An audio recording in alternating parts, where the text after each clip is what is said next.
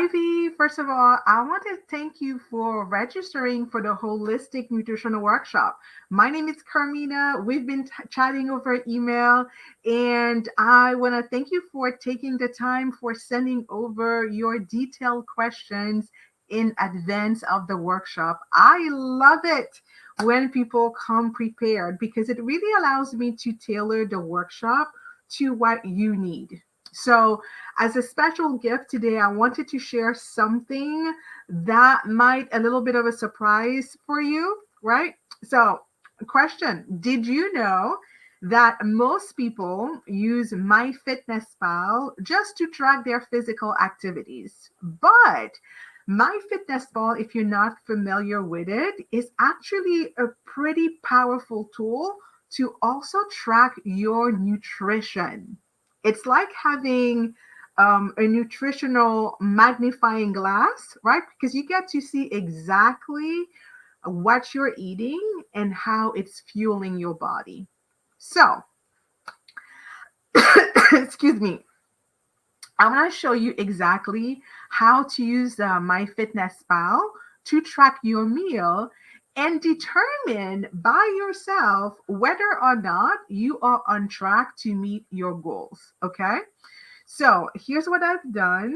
I have already entered the foods that you had sent me. You had you had done a really good job of tracking what you were eating for on average for a typical day. And that's what I did. I pretty much took that information and I plugged it in there. So we want to go through it together so that I can show you what you're doing right and give you some suggestions for small tweaks to really help you meet your goals, right? And then also, I also have a plant-based recipe book that I'm going to give to you in order to support those changes that I'm going to talk about. Okay. So, excuse me. So, like I've said, I've taken what you sent me and I've kind of estimated the portion sizes. So I'm playing a little bit of a guessing game, but it's good enough to get us out the gate and give us a guide, right? When you do it, right, and you input your own meals into MyFitnessPal, you'll get more precise data. And of course, I want to say that this is for educational purposes. I am not a dietitian or nutritionist, so you should always consult with a medical professional before changing anything in your diet, right? I know this is a pretty standard disclaimer that I just wanted to mention that. Now, if you've ever used MyFitnessPal before, you might think that it's primarily used to track workouts and physical activity. Well, it couldn't be further from the truth, right? Because there's an incredible engine behind MyFitnessPal to help you find all sorts of foods. And even if you can find a food, you can always manually key in the nutrition information that shows up in the labels, right? But what I like about it is that it gives you really good insight to the nutrients that you're eating every day. And one key place to start looking right away is that graph down here, because it's going to give you an idea of how the food that you're eating is getting translated in terms of macros. And macros is something that we're going to cover during the workshop. So it will make more sense if you're not already familiar with it. But just so you know, it's just those food groups that you need in large quantity in your body, as opposed to vitamins and minerals, right? So when you log your meals, it doesn't just show you the calories that you're taking in, but it also breaks down the food in terms of carbs, fat, protein, right? These are your macros. But it also gives you additional details like fiber and sugar, right? So this gives you a real-time snapshot of what's going on with your nutrition and helps you really kind of figure out what areas you might need more balance in, right? So to demonstrate, like I said, the food that's listed here is what you shared with me. I've put in the portions that I'm guessing that you're eating, just to give us a starting point to this conversation, right? Now, based on what you shared, your daily intake, if you look down here, it looks like you're intaking on an average day 1800 calories, give or take. Of those 1800 calories, 307 of them come from carbs, 52 from protein, 45 from fat, and you are taking in 21 grams of fiber and 95 of sugar. Now, that middle row here is what the recommendation is based on your weight, your height, and your goals, right? So again, once you get in there, you can play with those numbers to make it fit something that is in alignment with what you're wanting to do, right? And at the end of the day, I want you to remember that these numbers don't mean it's good or bad, right? But they do give you data to help you know how your meals are adding up nutritionally, right? This is what it's telling us.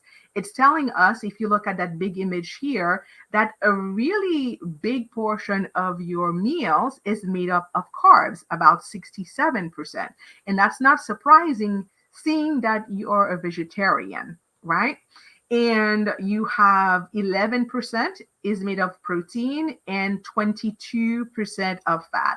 Ideally, I would start with the 40-30-30 plan. That's a pretty simple and pretty typical one to follow, meaning that 40% of of this image, of the blue one, should be the carb, and then 30% for protein, 30% for fat. This is like a balanced approach to your meals. I mean, to your nutrition overall. There are different variations that you can try depending on your food preferences, but it's a good place to start with the 40-40, 40-30-30. Sorry.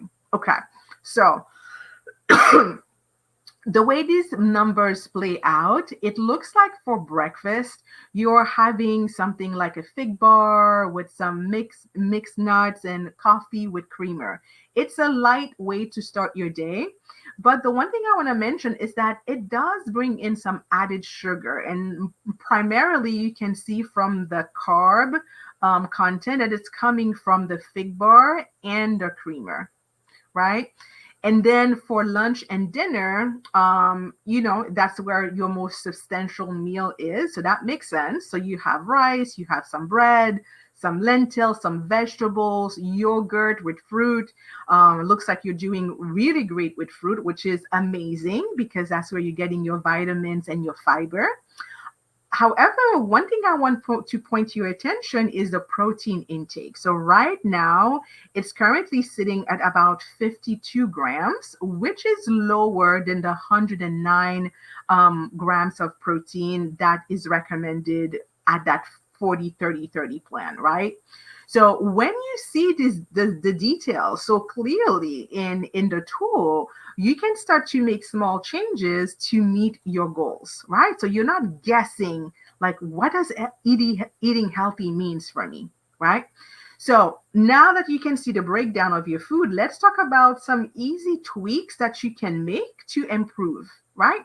So first, we talked about it, is the carbs. We want to lower that, go from the 307, getting closer to 145. And one of the ways that you could do it is simply when you look at the carb column, you can see where the biggest amounts of carbs are coming from. Look at that. The rice, right, at 77 grams. The fig, 20 grams, right? So there are some things that you can easily substitute, right? You can reduce the portion of rice or the amount of bread you eat. You can substitute them with extra vegetables, right? Cauliflower rice is a great low carb alternative to regular rice. And the other thing that we want to pay attention to is your protein intake. So that we want to do the opposite of what we want to do with carbs. We want to increase your protein intake. And we'll definitely touch on that, on why that's so important during the workshop. But currently you are at almost half of the recommended amount.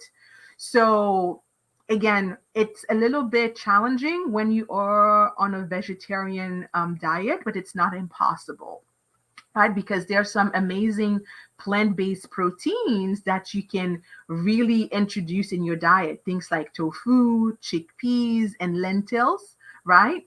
And then for breakfast, consider swapping the fig bar for something like a Greek yogurt or a tofu scramble. Or if you want to experiment with some protein powders, just make sure that they don't have too much sugar in it, okay?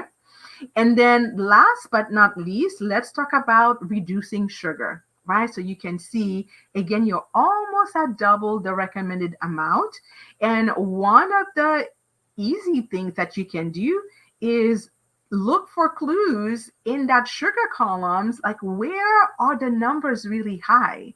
And sometimes you'll notice it's coming from the fruits, it's coming from the fig bar. That's where you have like a big number in terms of sugar.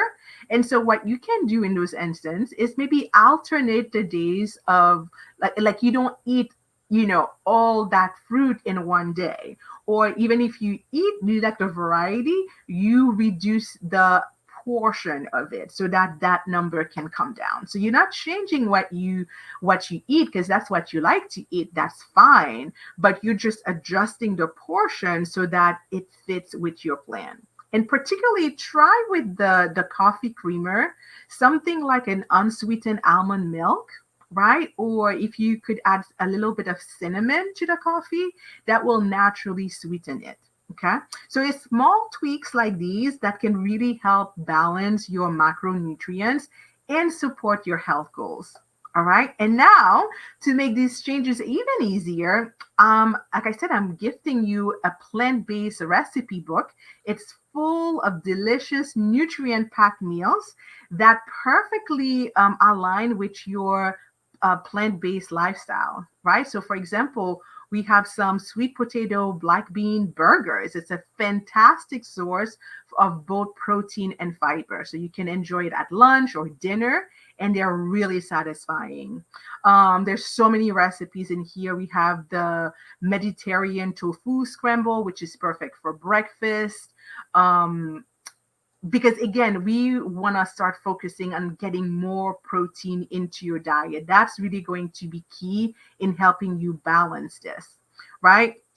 If you're in a mood for something cozy, there's a soup in there. I forget, where is it? There's a vegetable cabbage soup. Did I pass it already? Oh, look at that one, a hearty vegetable stew. How yummy is that? Right? Healthy eating does not have to be complicated because a soup like that is full with fiber and it's low in carbs, right? It makes it a great choice for keeping your meals balanced. That's the key. And you'll find that each recipe in this book is designed to be flexible so that you can swap ingredients to fit your preferences or what you already have in your fridge or your pantry. Right. So for example, if you're making the chickpea curry, um, you can add extra vegetables so that you can boost the fiber content and keep things interesting, right? Again, it's easy, it's delicious, it's nutrient packed. So there you have it, V.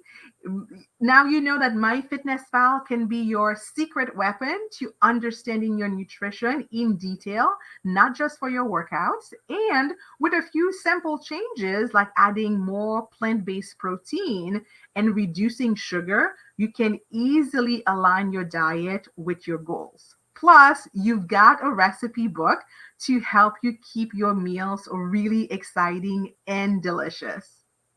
I am so excited to see you at the Holistic Nutrition Workshop, where we're going to dive in deeper into these topics and explore more ways to support your health holistically. Well, I want to thank you again for sending your question. It was so helpful to, to have it on hand and know how I could best help.